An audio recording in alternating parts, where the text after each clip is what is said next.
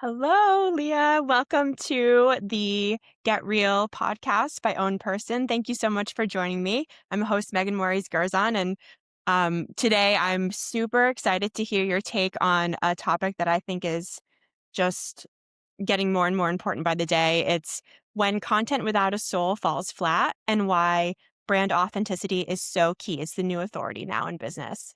And it's funny to me that we're kind of just getting to know each other this way. We've like you said, we've been connected on LinkedIn for quite some time and have been following each other's content and have mutual connections there. But I just knew from your voice online that I would love to hear more about your takes on everything. So feel free to introduce yourself and kind of what you're working on now. Thank you, Megan. Yes, I agree. I feel like this is the first time as friends we're actually talking face to face, but Yeah. we've been connected for a while. So, yeah, my name's Leah. I'm a digital marketer. I'm based in the west coast of Canada, and I'm all about brand authenticity. I think it's really important. And with the hypersensitivity and connectivity in the world right now, and with social media, there's an honest pull to just be more authentic in your nature. And if you're not, it might bite you. So, I'm excited to talk more about it. I definitely have a lot of ideas, and I'm excited to hear your questions.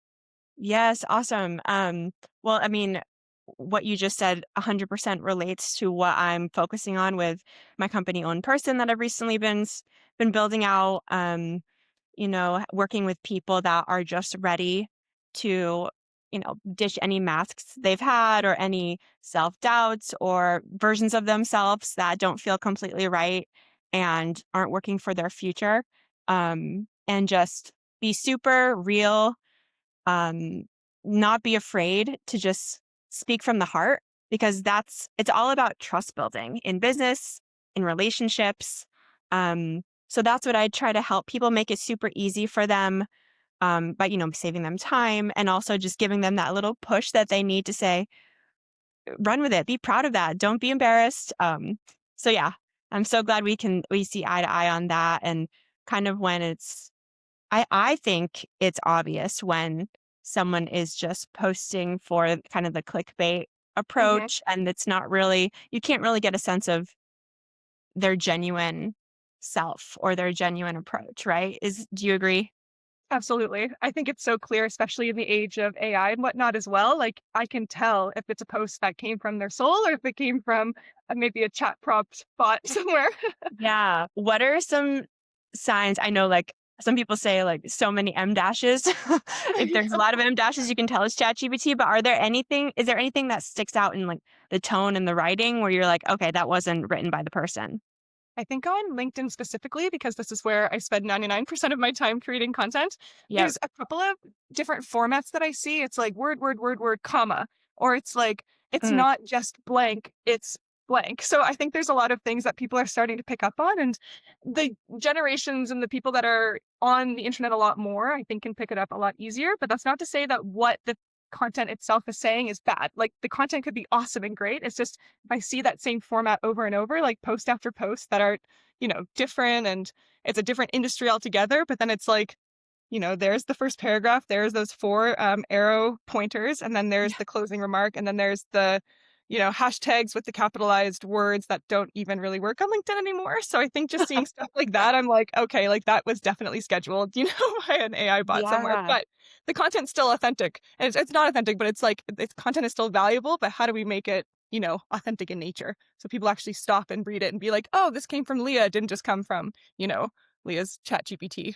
Yes, and that's a huge thing that I've been personally focusing on and thinking about more and more of, why would someone want to work with someone like you or I that understand how to make it sound like you said, Leah or Megan, and build out the brand and the story as a strategy, leading with your true who you truly want to be and how you want to show up in business and in work and in your life in general.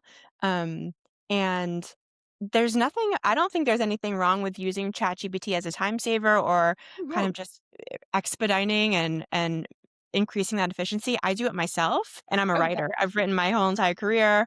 But and with my clients, I don't think there's anything wrong with leaning on that, but I highly recommend working with someone with my expertise and like, someone like you who understands from a brand and marketing perspective, this isn't you need kind of that guidance to say, okay, this is a start, but it's not finished. It's not you're not like we were talking about, showing your soul enough Mhm. and letting that build over time in a kind of like a story arc to build out that brand. And that takes, like you said, the planning and the scheduling is part of it, but and that's how you can actually carry it out, but it's more than that. It's having those deeper conversations that uncover what it should, what that trajectory should look like.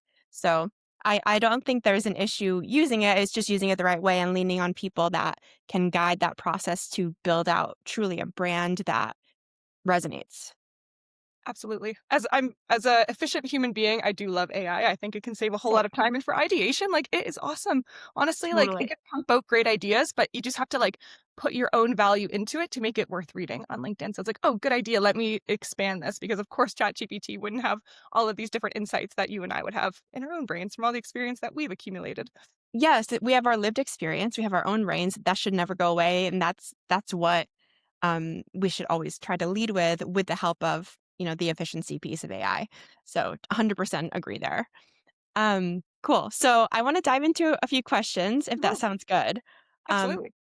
so the first one I had was um, like we were kind of talking about your approach to branding is not surface level. So what do you think authenticity means to you in a brand, and how do you? We were kind of touching on this. How do you spot when there's a lack of authenticity? Absolutely. So I think this is a two-pronged question when it comes to a Yes. personal brand and with just a brand that's an entity.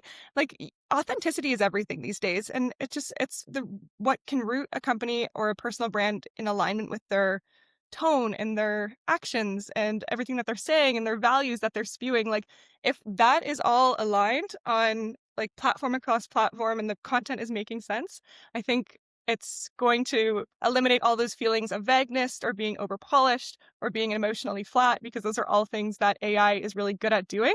Like, of course, we just said, it's great for ideation, it can help you write, but if you're not putting you into that post, it's not going to resonate with your people. Because one thing that I think is something that people don't realize is that your personal brand and your brand in general, it's an avatar. It's an online avatar. It's not you as a whole. Like you are so much more complex and like Yes. complicated in a good way. And you have all of this like different experience and life behind you. So when I'm posting, as Leah Henderson on my LinkedIn, I have emojis. And of course, like my banner is a cute sunset or whatever, because that's part of who I am. But you Yeah. also don't know that like I'm a big mountain biker. You don't know all these experiences I had like in university. So there's so much more Right. behind the post. And the more that we can inject that into the content itself, the more valuable it becomes. So just being a polished, like, "Oh, well, the information's in the post and it's formatted properly and there's good grammar."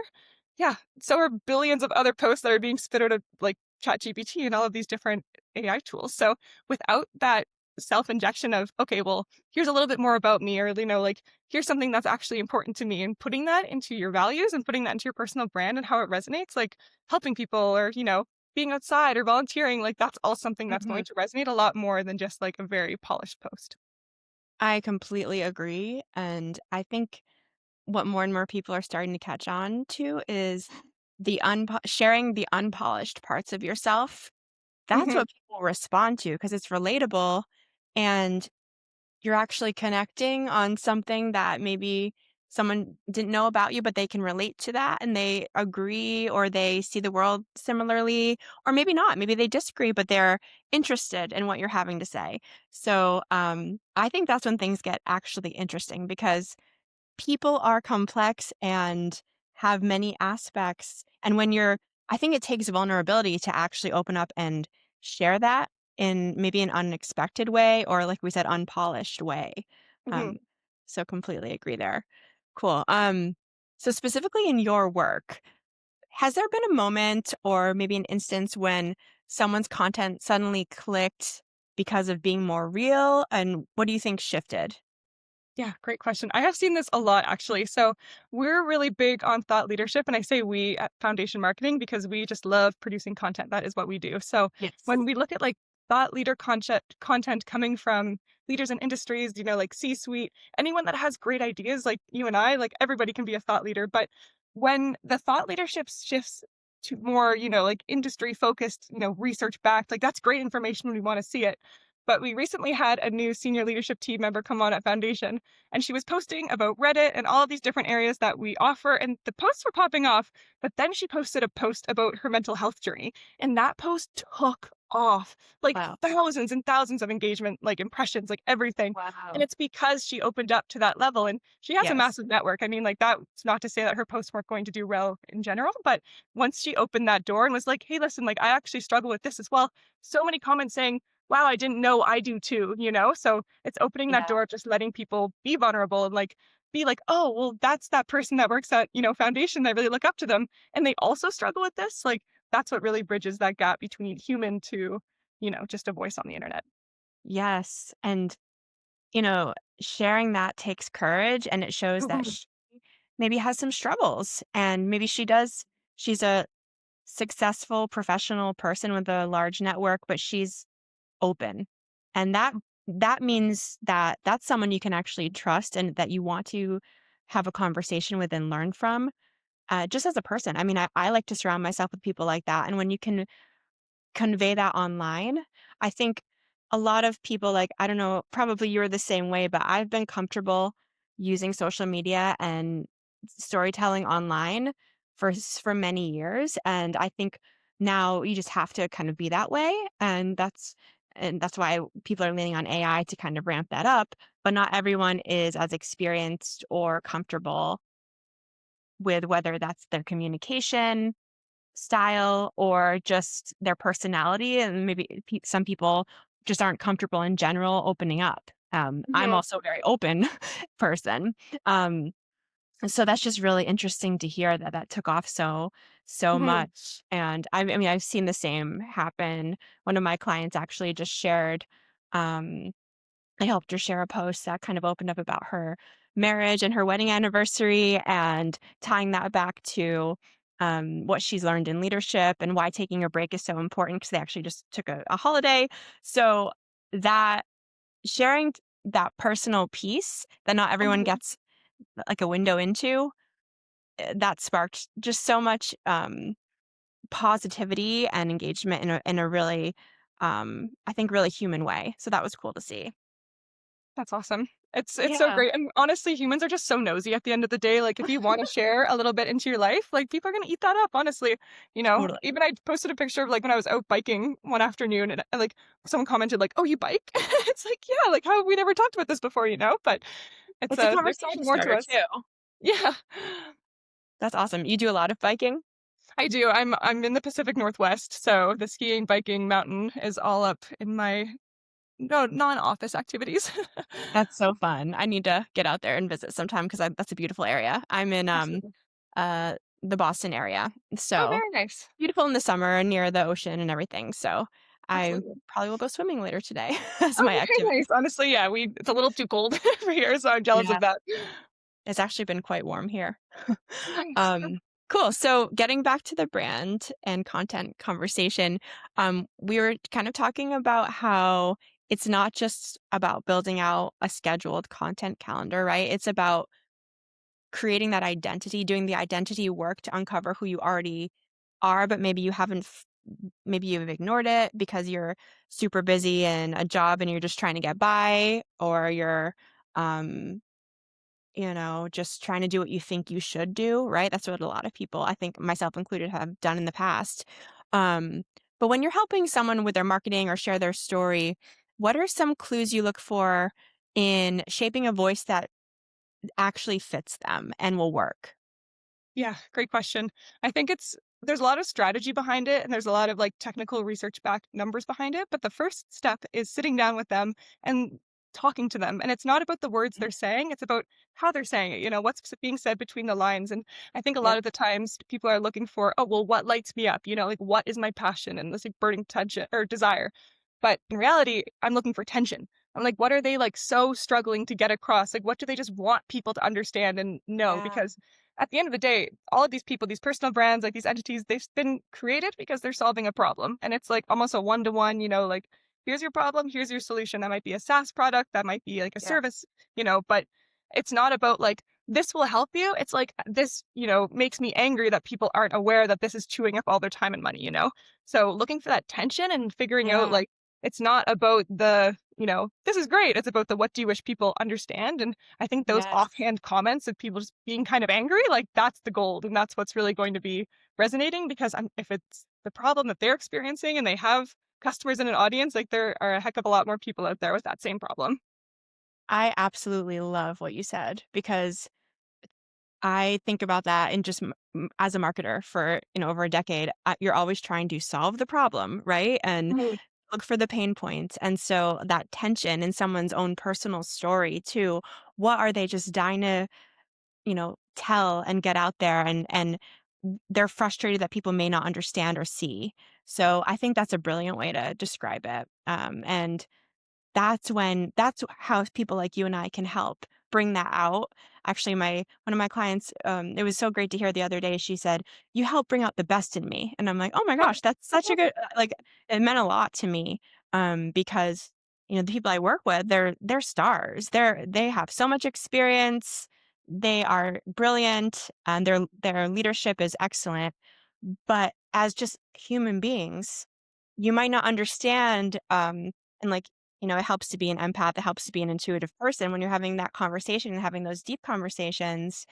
You might not sense what you're trying to say, and you just need a little bit of help from someone that's kind of like your partner and even your guide and your friend to say, okay, we've built our trust. And if you trust me enough to help you tell what I know you're trying to say, it'll fly. You'll be able to fly with it. So that's what I love. I think that's so fun and exciting to just help someone tell their truth and develop that voice that they already have somewhere inside them.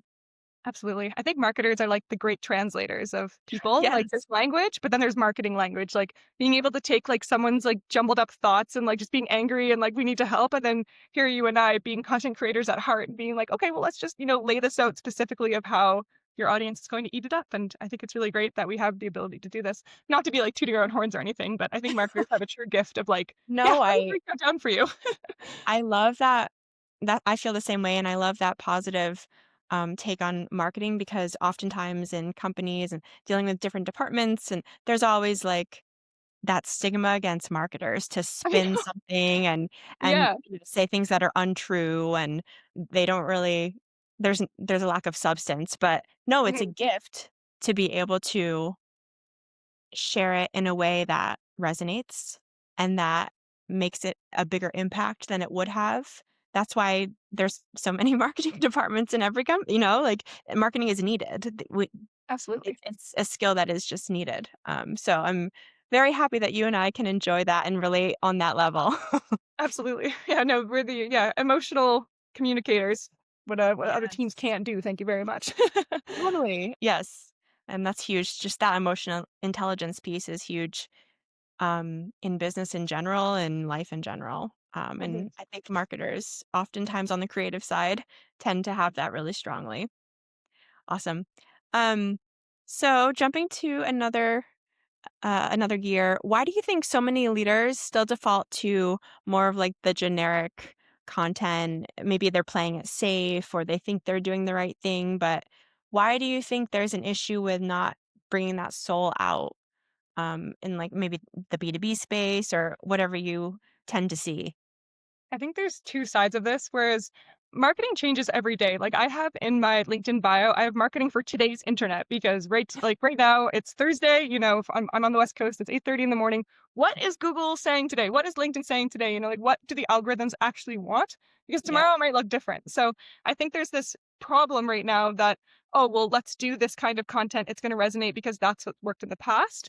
And that might have worked a couple of weeks ago, it might have worked a couple of months ago, but I can guarantee it's not going to work the same today as it was in the past. It's So so fast. I think it's like beyond just being lazy and using AI, and I'm saying this because I use AI too, and I'm not using it to plug and play. It's not type it in, spit it out, press post, type it Right. in, read it, add your own value to it, make sure it's updated for whatever the heck the algorithms want today, and then hitting publish. So I Totally. think it's just like a matter of, well, this has worked in the past. I don't have enough time to really dig in and do this because, especially when there's people that are wearing a lot of hats and marketing is a department for a reason because there's a lot of jobs that need to be done.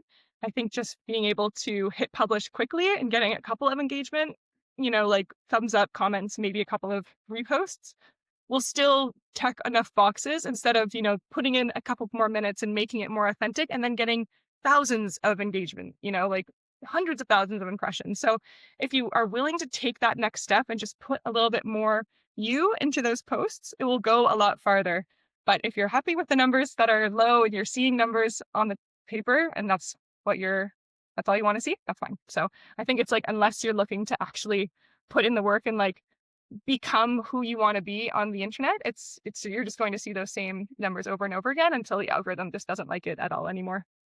Not to be harsh. Yes. I think that sounded harsh, but it's the truth. No, I think that's so real and so true. And I think there's that urgency, to get something out. You have to post Mhm. every day, you have to be consistent.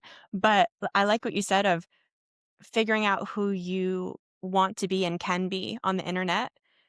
It's You evolve every day because it's changing every day. So you Mhm. have to take the time to educate yourself, make the appropriate shifts, and learn from kind of what's trending in your own online presence. That's so true, and I think people work with you and I because maybe they think they don't have the time or expertise, so that's where we come in to make it just easier. But I do think if you're super committed, you can educate yourself and Mhm. be self-aware. It's self-awareness, I think, of Absolutely. who you are, and then is that reflected in your online presence? Okay, if that's not working as well as you would have liked with the numbers, um, how can you be super honest about that and educate yourself? So I'm curious, you said you kind of log into LinkedIn every day and you're maybe Reddit and other places. What are some tips to kind of check out the scene and quickly understand how to enhance your engagement and remain as authentic as you can be? Yeah, awesome. I love this question. I love LinkedIn. So I have scheduled out posts. There's like at least one per day that's in my content pillars. So there's like a couple of topics that I talk about: digital marketing, content creation, just being like a good human, I would put as a pillar as well. So there's always Yeah. going to be a post at least once a day that's something in that realm. But I think like posting as you learn will help you teach yourself as well. Like if I am doing a call with a new company or something and I learn something about a new industry, I'm like, how interesting. I will just go to LinkedIn and post that, old Twitter style, like old Tumblr style. You have Yeah. a post, you have a thought, I love that. press publish. But then I think too, when it's you know, how do you grow and like how do you continue to be a thought leader in your space, finding people that you just genuinely resonate with, like even you and I, like your posts are Yes. awesome, and I feel like every time I see one I'm Thanks. like, oh, nice, I just learned something. And then when you interact with other people's posts, it'll pop up and say, Megan commented on this post or Megan found this post funny, and then I Yes. see it and I'm like, that is a funny post, so I'll engage with it. Maybe I'll leave a comment. Like you have to be just brave enough to leave the comment, hit Yes. follow, hit connect, like just build up your network as if like you're just trying to build up your circle with more people that you like hearing from. So like there's a couple of social media managers that I follow and they're super funny. Like every time I see one of their posts, like it just cracks me up. And then I engage with those and then more will start filling up my feed, and like just grow your audience as much as you can because those posts will come back to you and like all of that new information will come back and then you can join these conversations. Like there's a couple of names that I see pop up over and over in my feed. And I don't know these people. Like if I saw them at a summit, like I would not be, well, I probably would, but I would not be comfortable walking up and just saying like, "Hey, like I'm Leah. I follow you on LinkedIn. I think you're really funny." My social anxiety says no, but that is basically what we're doing on LinkedIn, and it's just building up that network. So then, if they see your name, odds are they're gonna like your post. And now I'm seeing like just it's a crawl, walk, run until you have like that big blow up post. If you go viral, maybe you'll pop off. But I'm just seeing like now it's like instead of 5 likes, it's like 15 likes is my average. And then like building that up to 50. And Mhm. then, my CEO and Yeah. founder, he just hit 50,000 followers. But it's again like you're just crawling and building up and you're just finding people. That's a two-way street. So it's like you're posting content that I like, I'm posting content that you like, let's just hand it back and forth. And then there's a lot more train tracks out there of people to connect to. Yes. Oh, so true. And I actually do the same thing where it's cool that because of the algorithm, you have more control over what you want to see in your feed. And so, like someone like you, I've been enjoying your posts, I've been interacting with you. And then there's other funny kind of marketers and edgy writers and just companies I think are doing awesome good in the world. So I love being able to kind of curate my own LinkedIn experience and because like we were saying, a lot more people are posting, maybe not always authentically, and there's a lot of also junk that we're unfortunately fed. But if we can, create that digital circle of kind of a space that we want to learn from and engage with and connect with, I think that's really, really cool and empowering. And I also liked what you said about um, you have some scheduled posts, which is, I mean, huge. And I think you will go viral eventually. I see it happening. Um, but also like learning in real time and posting your insights in real time. I've been doing that. I actually did that the other day of just like because I liked on my personal LinkedIn, I do like to share, and I've been also experimenting on TikTok here and there, honestly, with like my personal message, but specifically more in a professional setting on LinkedIn, I like to share my personal journey as well and just vulnerably share, my personal development insights. So, like, for example, I recently shared that I want to stop being guilty once and for all and just ditch that for the I rest of the love that. year. And that people were engaging with it because I think a lot of people can relate. And it showed a part of me that was just super honest. Like, hey, I deal with Mhm. being guilty all the time. Here it is. Yeah. This is my story. So just not having, um, I think a lot of people like think it's cringy to just either be posting all the time or to be Yeah. talking about themselves so openly. But you kind of just have to get past that if you want to build up your presence and grow a following and just kind of like you said, experiment and see what works. You have to just put stuff out there and try it.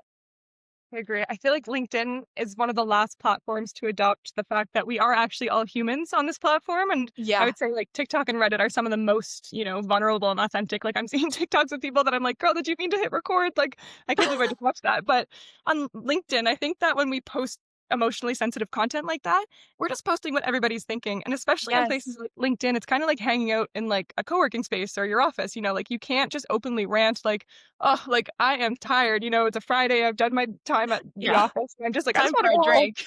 Yeah. And like, you're not going to like say that to your coworker, but if you can say that on LinkedIn and someone's scrolling and sees that, they probably have the exact same thought. They're like, oh, I'm also super tired. Like, I also want to go home. And if they see a Yeah. post like that on People are LinkedIn, human. about, like burnout, they're like, oh, there's my outlet. There's my little bit of like, someone agrees with me. There's my mini rant. Like, you know, Yeah.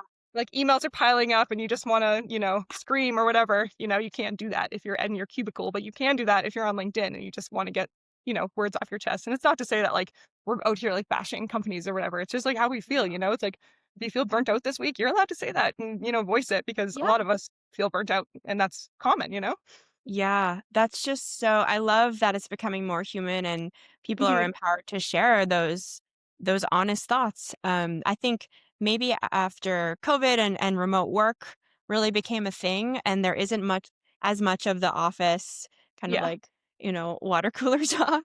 Um, you know what I mean? So I think maybe that has something to do with it. And, you get in the grind and in corporate settings where you're kind of just on a lot of Zoom calls and people are like that you're talking about the avatar. People have their work avatar throughout the day and you have some, friendly interactions, but it's not as much because it's all virtual. So maybe I think that's a piece of it of people finding that online community and being more human and honest and open because that's the only sometimes the only place you can do that these days. Mhm. Yeah. Cool. So let's see. I'm wondering, have you ever had to shed a version of your own professional identity to become more aligned? And what did that look like? I'm curious to hear something. I Uh, I love this question. So to go back to when I was a tween and a teenager, writing and poetry have always been a really big part of my life. Like I Me love too. writing. Oh, awesome. Okay, we're gonna I have to love share. poetry. Okay, we have to talk more about this. Um, Yes. But I feel like when I entered my first job, which was like copywriting and content creation and doing blog posts and whatever, I didn't need a thesaurus ever. Like I just love having a strong vocabulary and writing with M dashes. And I think you know where I'm going with this, but all of a sudden, 2022, ChatGPT comes out of nowhere and it takes away so many things from me and all of these other writers. And there's so many creators out there that are like, you cannot take the M dash away from me. Like I am not going to change how I write. And I applaud that. But when, a reader or someone of your audience is reading a post and they see something that's like riddled with M dashes and a bunch of these AI isms, as I like to call them, I Yeah. think it's going to take away the value to be like, oh, Leah just used AI for this post, like scroll. But in reality, that's just how I write, Like, so I think Yeah. in the You're a last good couple of writer. years, yeah, in the last couple of years, I've really had to like, knock it down a peg. And I've even heard this from like my managers and my boss, like, you have to be a little bit less professional because it's coming across as like, you know, a robot. And I was like, that's just who I That's am. Like, so I funny. think I am not a robot, but this might be how I write. So I think like that was something that I had to shed was just like letting go of this, the way that I talk on these platforms specifically, because I still have to have my creative outlet of, writing like on pen on paper, just like, after hours in my notebooks. But I think the way I show up now as my personal brand, I had to knock it down. And then coming back to TikTok and things as well, like I just also started posting on there and it's different. Like I I have to can't tell show up the you. way that I show up on LinkedIn because like Right. the audience is different. And like I think this next generation coming up, to be transparent, I'm a zillennial, so I'm not a millennial and I'm not a Gen Z. I'm like 1998, right in this weird cusp. So I don't really feel like I I fit in was with people. wondering. Yeah. So I feel That's like so I'm funny. on I'm a TikTok and millennial. I'm like, oh, I feel old. And then I'm on LinkedIn and I'm like, oh, I feel like a stupid kid. So I feel like I'm still trying to find what that middle ground is in that voice. But then That's I interesting. I see things that work on TikTok, I bring it to LinkedIn and it works. And I see things working on LinkedIn, so I take it back to TikTok and that I works. do So the like, same thing. Oh my but gosh, that's so they're funny. wildly different though. I feel like I have a content idea and the way that it comes to life is like there's two different assets and they are wildly different from each other. So yeah, no, it's still a learning process for sure, and I'm sure more of myself will shed as I figure out exactly what my voice is, but, I mean, my Yeah. voice is going to have to be different the next 6 months anyway, and then 6 months after that, because everything's changing, and just as humans Yeah. change, the internet changes with it. Well, it's kind of cool that we have to be so adaptable and constantly Mhm. evolve and like jump from platform to platform and shift, and quickly learn how to, like you said, take things from maybe TikTok onto LinkedIn and vice versa. Because as a millennial, I think that's an interesting opportunity for me to show up in a fresh way on LinkedIn, Mhm. because I'm kind of in that kind of middle ground too, like you. Um, Yeah. That's so weird. but I'm like, "Can I post this TikTok on LinkedIn?" I'm like, "I don't know if it's gonna resonate." Like, I don't know if it's gonna work. I've tried that a couple times too. And what you said about being like robotic because you're so professional, I don't know if that was years ago, but I remember when I first interacted with you over email when we kind of had I was connecting to Foundation, and I thought your email was very professional, but also really warm and human. Oh, that's So good. just that feedback, like I thought you were being Oh, like well, truly thanks. yourself. I was like, oh, she's like a good genuine person, and Oh, also well, knows thanks. what she's doing and knows and is good at her job. So Just reporting that to my came across, managers and just be to like, let you know. "Listen, like, it wasn't that bad." Yeah. Maybe send it over to them. Oh, I appreciate that, thank you. That's my, Yeah. like, number 1 core value is, like, helping others and, like, making everyone feel seen, which I think is very important in marketing. So it's like, that's the whole point? Yeah, well, actually, that is a perfect, segue to my next question Oh, of cool. I what I focus on in my work with in own person is trying to make people feel seen and then from that starting point, that gets their content seen, right? Mhm. So, what do you think makes someone actually feel seen in the branding process when you're working with them?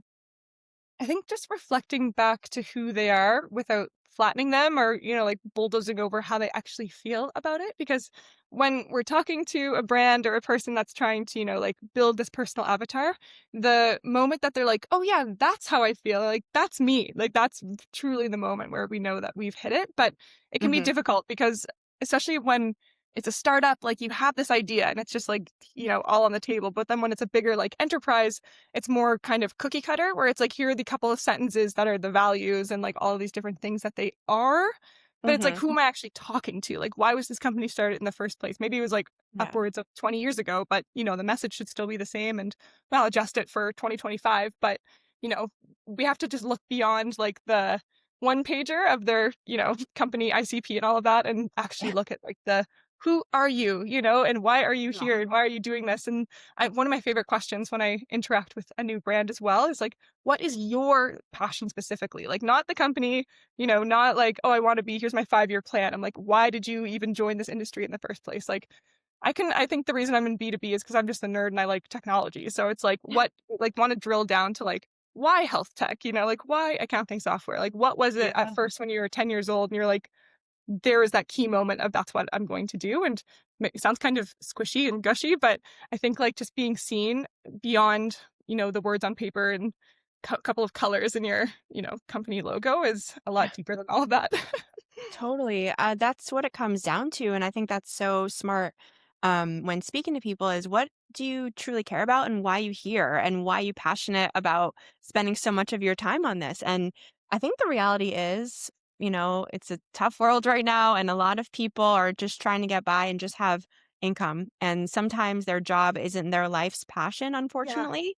Um, but sometimes you can get to that point, and I've been working with people who are trying to get closer to what kind of their purpose is and just kind of going for it. And my own story, I've been in B2B tech too, and I think technology is so Mhm. exciting, cool, and AI and everything.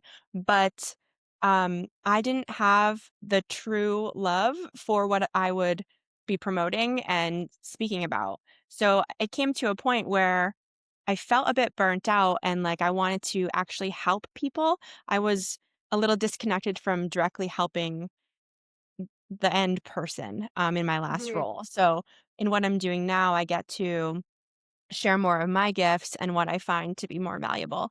And I think that's what a lot of people are searching for or maybe secretly are thinking about. Um, yeah, but that's so cool that you have those conversations with people, and it seems like they typically open up and respond well to that, or are they ever kind of surprised when you ask them that?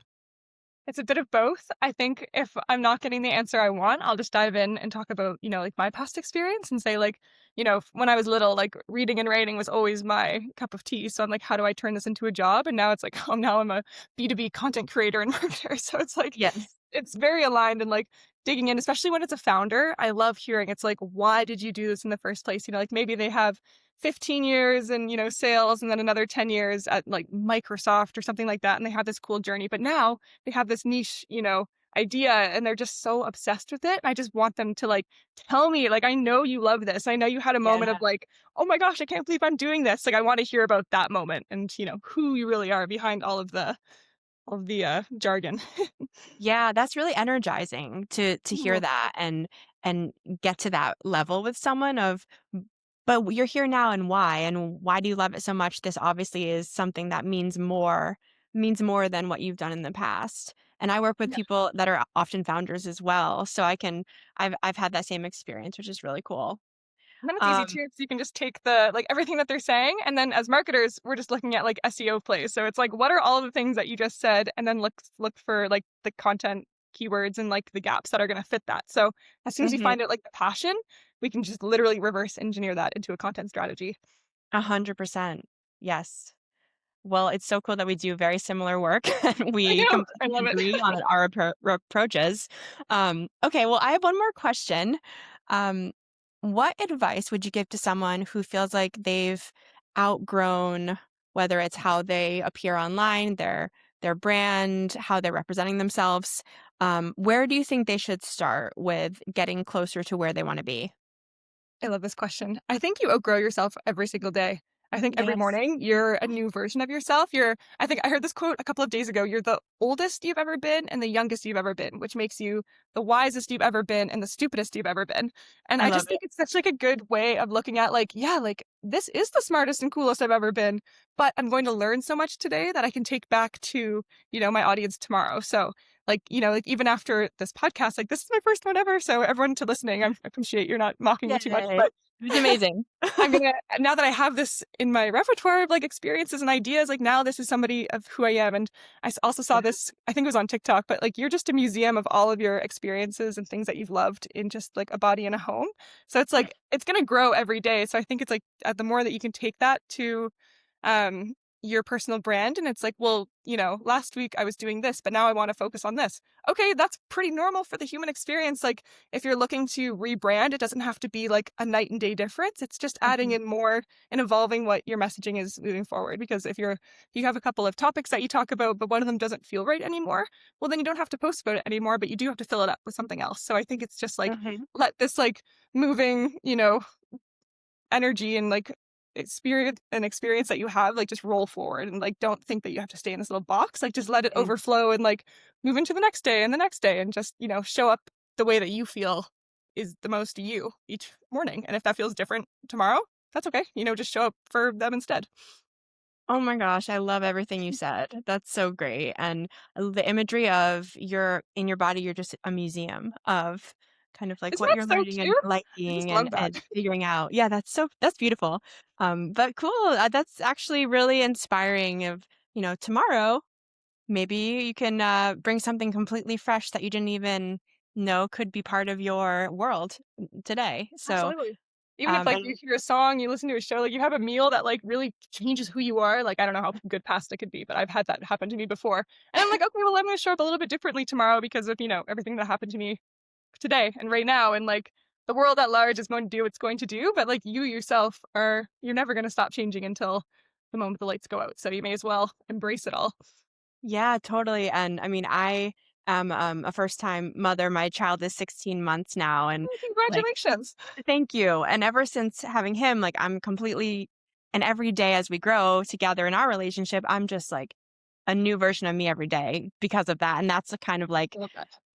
sped up that process of my growth and in my personal, perspectives and just who I am and what I care about. So it's a personal thing too. It's obviously professional and you're constantly learning and fine tuning your craft, but it's your like we talked about your lived experiences and how that shapes you as who you are.